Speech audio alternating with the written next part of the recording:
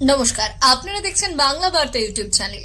জানাবো আজকের বাছাই করা কিছু গুরুত্বপূর্ণ খবর। প্রধান সংবাদগুলি জানার আগে শুরুতেই দেখে নিন আজকের হেডলাইন্স। তৃণমূলে বড়সড় রদবদলের ইঙ্গিত, মেঘা মিটে কি বললেন মমতা? লক্ষ্মীর ভান্ডার, বার্ধক্য ভাতা, বিধবা ভাতা, কৃষক বন্ধু প্রকল্প নিয়ে সুখবর, বিস্তারিত জেনে নিন।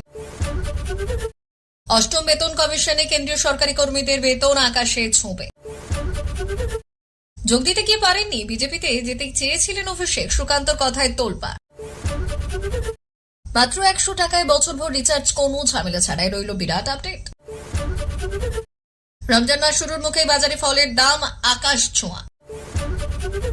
30,000 টাকা পর্যন্ত লোন, মোদী সরকারের দুর্দান্ত প্রকল্পটির সম্বন্ধে রইল বিরাট আপডেট। প্রধানমন্ত্রীর ঘোষণায় নতুন দেশে কৃষকদের জন্য বিশেষ প্রকল্প। 8ই মার্চের মধ্যে 2 বছর পর অশান্ত মণিপুর নিয়ে বড় নির্দেশ দিল কেন্দ্র। বীরভূমে আবার কোন্দল, অনুব্রত নাম নেওয়ায় অঞ্চল সভাপতির বক্তৃতা থামালেন কাজল অনুগামী। প্রিয় দর্শক, আপনি যদি আমাদের চ্যানেলে নতুন হয়ে থাকেন তাহলে আমাদের চ্যানেলটিকে সাবস্ক্রাইব করে পাশে থাকা বেল আইকনটি ক্লিক করে রাখুন পরবর্তী খবরের আপডেটগুলো সবার প্রথমে পেতে। আসছি বিস্তারিত খবর। তৃণমূল কংগ্রেসের অন্দরে এবার বড়সড় রদবদলের সম্ভাবনা প্রবল। নেতাজি ইন্ডোর স্টেডিয়ামে তৃণমূলের মেঘা মিটের মঞ্চ থেকে সেই ইঙ্গিত স্পষ্ট করে দিলেন স্বয়ং দলনেত্রী মমতা বন্দ্যোপাধ্যায়। পারফরমেন্সের ভিত্তিতে যে এই রদবদল হবে সেই কথা স্পষ্ট করে দিয়েছেন তিনি। ফলে দলের একাংশের স্বস্তি মিললেও অন্য অংশের মধ্যে তৈরি হয়েছে চরম উদ্বেগ। মমতা বন্দ্যোপাধ্যায় তার ভাষণে বললেন, যারা ভালো কাজ করছেন তাদের আমরা পুরস্কৃত করব, কিন্তু যারা শুধু বিবৃতি দেন, মানুষের পাশে থাকেন না, দলের বদনাম করেন, তাদের জন্য কোনো দয়া মায়া থাকবে না। তার এই বক্তব্য থেকেই পরিষ্কার, এবার দল চালাতে হলে শুধু পরিচয় নয়, কাজে নিরিখেই মূল্যায়ন হবে। গত জানুয়ারি মাসে অনুষ্ঠিত হয়েছে দুয়ারে সরকার ক্যাম্প, যেখানে রাজ্যের বিভিন্ন জেলা থেকে লক্ষ লক্ষ প্রার্থীরা লক্ষ্মীর ভান্ডার, বার্ধক্য ভাতা, বিধবা ভাতা, কৃষক বন্ধু প্রকল্পে আবেদন করেছেন।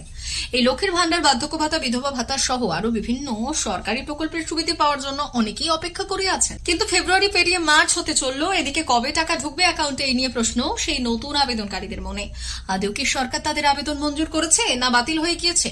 সব ঠিকঠাক থাকলে কেন ঢুকছে না টাকা, এই চিন্তায় সকলের মধ্যে। এবং যারা নিয়মিত টাকা পাচ্ছেন তাদের আগামী মাসে টাকা কবে ঢুকবে সেটাও অনেকেই জানতে চাইছেন। নতুন ও পুরাতন সকলের প্রশ্নের উত্তর মিলছে রাজ্য সরকারের তরফ থেকে। কি আপডেট সেটাই জানাবো আজকের প্রতিবেদনে। 2021 সালে বিধানসভা নির্বাচনে সাফল্যের পর মুখ্যমন্ত্রী মমতা বন্দ্যোপাধ্যায়ের উদ্যোগে চালু হলো মহিলাদের জন্য লক্ষ্মীর ভান্ডার প্রকল্প। প্রথমে এই আওতায় রাজ্য সাধারণ শ্রেণীর মা বোনেদের 500 টাকা এবং তফসিলি মহিলাদের 1000 টাকা করে ভাতা দেওয়া হয় মাসিক। গত বছর লোকসভা নির্বাচনের আগে তা বাড়িয়ে 1000 এবং 1200 টাকা হয়। কেন্দ্রীয় সরকারের পক্ষ থেকে ইদানিং একটি বিশেষ বৈঠক হয়েছে। National council of joint consultative মেশিনারির এক কর্মচারী আধিকারিকের সঙ্গে দেখা করে অষ্টম বেতন সংক্রান্ত বিষয়ে দাবি করা হয়েছে। এর ফলে কেন্দ্রীয় সরকারি কর্মীদের বেতন এবং পেনশনের পরিমাণ বৃদ্ধি পেতে পারে, অন্তত এমনই সম্ভাবনা তৈরি হয়েছে। এই সংস্থার প্রধানতম কাজই হল কেন্দ্রীয় সরকারি কর্মীদের বেতন এবং পেনশন সংক্রান্ত বিষয়ে সরকারের সঙ্গে কথাবার্তা বলা। কেন্দ্রীয় সরকারের সঙ্গে কথাবার্তা বলে ডি এবং ডিআর এর বিষয়ে কথাবার্তা হয়েছে, নানান ধরনের চর্চা। অষ্টম বেতন কমিশন নিয়ে কেন্দ্রীয় সরকারি কর্মীদের যে নানান দাবি দেওয়া আছে সেগুলো হলো কেন্দ্রীয় সরকারি কর্মীদের বেতন বা বেতন ক্রম রিভাইজ করা, সমস্ত বিভাগের কেন্দ্রীয় কর্মীদের বেতন রিভাইজ করতে হবে, গ্রামীণ ডাক সেবকের বেতন ভাতা থেকে আধা, সৈনিকের বেতন ক্রম ঠিক করতে হবে। নতুন বেতন কমিশন বা অষ্টম বেতন কমিশন আগামী 1 জানুয়ারি থেকে কার্যকর হবে। জীবনযাপনের খরচ বা কস্ট অফ লিভিং অনুযায়ী ন্যূনতম বেতন বৃদ্ধি করতে হবে।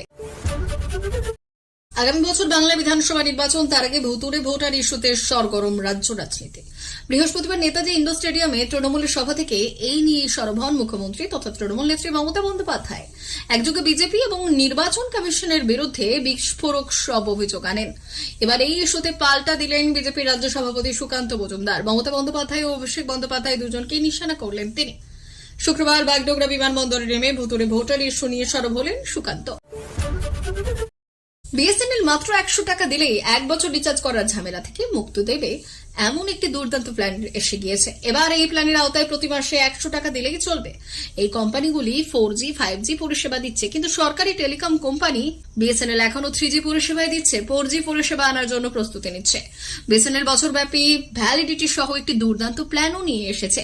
এই রিচার্জ প্ল্যানে গ্রাহকরা প্রতি মাসে যে কোনো নেটওয়ার্কে 300 মিনিট বিনামূল্যে কথা বলতে পারবেন। আপনি যদি বিএসএনএল গ্রাহক হন তাহলে বিনামূল্যের মিনিট শেষ হয়ে গেলে গ্রাহকদের স্থানীয় কলের জন্য প্রতি মিনিটে 1 টাকা এবং এসটিডি কলের জন্য প্রতি মিনিটে 1.3 টাকা চার্জ করা হবে। রাত পেরোলেই মুসলিম ধর্মাবলম্বী মানুষদের মধ্যে শুরু হতে চলেছে মাহে রমজান মাস। আর এই রমজান মাসে রোজাদারদের জন্য ফল একটি অত্যন্ত গুরুত্বপূর্ণ ভূমিকা পালন করে।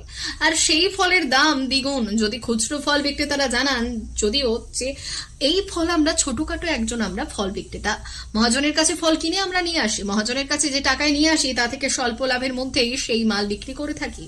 আর এই ফল দাম বাড়ার পেছনে আমাদের কোনো হাত নেই। যে ফল এক সপ্তাহ আগে কিনে নিয়ে এসেছি তার দাম শনিবার থেকে দ্বিগুণ হয়েছে। আর এই দাম বাড়ার পেছনে রোজাদারদের পাশাপাশি আমাদের বিক্রির আগের থেকে কম হবে বলে আশা করছি, এমনটাই দাবি ফল বিক্রেতাদের। ফল ব্যবসায়ীরা জানান যে কলা রীতিমতো অনেক স্টোর করা রয়েছে, কিন্তু সেই কলা যখন আনতে যাওয়া হচ্ছে মহাজন বলছে কলার এখন স্টক নেই। সব ফলে যদি এরকম স্টোর করে নেওয়ার পর সময়ে সময়ে যদি ফলের স্টক না পাওয়া যায়, ফলের দাম বাড়লে ক্রেতাদের পাশাপাশি ফল বিক্রেতাদেরও নানান সমস্যার সম্মুখীন হতে হবে। প্রধানমন্ত্রীর স্বনিধি প্রকল্প হলো রাস্তার হকারদের জীবনমান উন্নত করার জন্য একটি ক্ষুদ্র ঋণ প্রকল্প।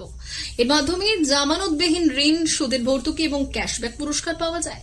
রাস্তার হকারদের সাহায্য করার জন্য প্রধানমন্ত্রী স্ট্রিট ভেন্ডারের আত্মনির্ভর নিধি প্রকল্প শুরু হয়েছে, তাদের জীবনযাত্রার মান উন্নত করার লক্ষ্য।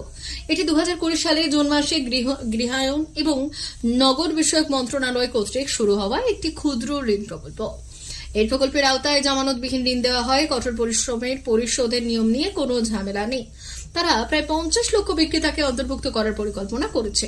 এছাড়াও প্রকল্পের আওতায় সুদের ভর্তুকির দাবি 2028 সালের মার্চ পর্যন্ত প্রদান করা হয়। এই প্রকল্পের আওতায় ঋণ চক্রাধারে দেওয়া হয় এবং এই ব্যবস্থায় 3টি চক্রের আওতায় ঋণ দেওয়া যেতে পারে। প্রথম চক্রে সর্বোচ্চ 10,000 থেকে 20,000 এবং দ্বিতীয় চক্রে 50,000 পর্যন্ত ঋণ দেওয়া যেতে পারে। আর সেই ঋণের পরিশোধের সময় ভিন্ন, সময় মতো টাকা পরিশোধ করলে ভবিষ্যতের সুবিধা পাওয়া যায়। পরবর্তী চক্রে আরো বেশি ঋণ পেতেও এটি সাহায্য করে। এছাড়াও 7% বার্ষিক সুদের ভর্তুকি এবং সময় মতো ঋণ পরিশোধের জন্য বার্ষিক 1200 টাকা ক্যাশব্যাক পুরস্কার রয়েছে। ভারতের প্রধানমন্ত্রী নরেন্দ্র মোদী গত শনিবার এক পোস্ট বাজেট ওয়েবিনারে কৃষি এবং গ্রামীণ সমৃদ্ধির বিষয়ে সরকারের বিভিন্ন উদ্যোগ তুলে ধরেন এবং তিনি ভারতের উন্নয়ন লক্ষ্য নিয়ে কথাও বলেন এবং কৃষকদের শক্তিশালী করার জন্য সরকারের পদক্ষেপের কথা উল্লেখ করেন। প্রধানমন্ত্রী মোদী বললেন যে কৃষি উন্নয়ন এবং গ্রামীণ সমৃদ্ধি অর্জনের জন্য ভারতের লক্ষ্য আরও এক ধাপ এগিয়ে নিয়ে যাওয়ার জন্য কাজ করে। প্রধানমন্ত্রী মোদী তার বক্তব্যে বললেন, কৃষি আমাদের দেশের উন্নতির মূল চালিকা শক্তি। সরকার কৃষকদের উন্নয়নে ব্যাপকভাবে বিনিয়োগ করছে, যাতে তারা দেশের অর্থনীতির মূল স্তম্ভ হয়ে উঠতে পারে। কৃষকদের মর্যাদা নিশ্চিত করার মাধ্যমে গ্রামীণ অর্থনীতির শক্তিশালী রূপায়ণ সম্ভব হবে। তিনি বাজেটের অংশ হিসেবে নতুন উদ্যোগের কথা ঘোষণা করেন, যার মধ্যে রয়েছে পিএম ধনধান্য কৃষি যোজনা। এই প্রকল্পের মাধ্যমে দেশের 100টি কৃষি উৎপাদনের সবথেকে পিছিয়ে থাকা জেলার উন্নয়ন করা হবে। প্রধানমন্ত্রী মোদী বললেন, এই প্রকল্পের মাধ্যমে কৃষি খাতে আরো উন্নতি ঘটানো হবে এবং কৃষকদের জন্য আরো উন্নত সুযোগ তৈরি হবে। প্রধানমন্ত্রী আরো জানিয়েছেন যে দেশের হর্টিকালচার, ডেইরি এবং মৎস্য খাতে উল্লেখযোগ্য বিনিয়োগ করা হচ্ছে। বিশেষ করে ফল এবং সবজির উৎপাদন বৃদ্ধি করার জন্য নানান উদ্যোগ নেওয়া হচ্ছে। এর মধ্যে বিহারে মাখানা বোর্ড প্রতিষ্ঠা এবং একটি গুরুত্বপূর্ণ পদক্ষেপ হিসেবে হয়ে উঠে এসেছে। তিনি বললেন, দেশের মানুষদের পুষ্টি চাহিদা বৃদ্ধির কারণে এই ক্ষেত্রগুলিতে বিনিয়োগ বৃদ্ধি পাচ্ছে এবং কৃষকরা এতে লাভবান হচ্ছেন। মণিপুরের হিংসার 2 বছর হতে চলল, এখনো অশান্তির আঁচ নেভেনি। এরই মধ্যে মণিপুর নিয়ে বড় নির্দেশ কেন্দ্রে। খোদ স্বরাষ্ট্রমন্ত্রী অমিত শাহ কড়া নির্দেশ দিলেন। কি সেই নির্দেশ? ফিরিয়ে দেওয়া হলো জনগণের অধিকার। আগামী 8ই মার্চ থেকে মণিপুরে অবাধ চলাচলের ব্যবস্থা করতে হবে। এদিন কেন্দ্রীয় স্বরাষ্ট্রমন্ত্রী অমিত শাহ নির্দেশ দিয়েছেন, 8ই মার্চের মধ্যে মণিপুরের সব রাস্তায় অবাধ চলাচল নিশ্চিত করতে হবে। যদি কেউ পথ আটকায় বা বাধা দেয়, তাদের বিরুদ্ধে কঠোর পদক্ষেপ নেওয়ার নির্দেশও দিয়েছেন তিনি। মণিপুরের পরিস্থিতি স্বাভাবিক করতে উচ্চ পর্যায়ের বৈঠকও বসেছিলেন কেন্দ্রীয় স্বরাষ্ট্রমন্ত্রী। উপস্থিত ছিলেন রাজ্যপাল অজয় ভাল্লা, মণিপুরের সরকারি আধিকারিক, সেনা এবং প্যারামিলিটারির আধিকারিকরা। বীরভূমে হচ্ছে গত বৃহস্পতিবার নেতাজি ইন্ডোরের সভা থেকে দলনেত্রী মমতা বন্দ্যোপাধ্যায়ের বীরভূমের বাক অনুব্রত মণ্ডলকে গুরু দায়িত্ব সপে সকলকে নিয়ে চলার বার্তা দিয়েছিলেন। স্থানীয় সূত্রে খবর, তারপর পরিস্থিতি বিশেষ বদলায়নি।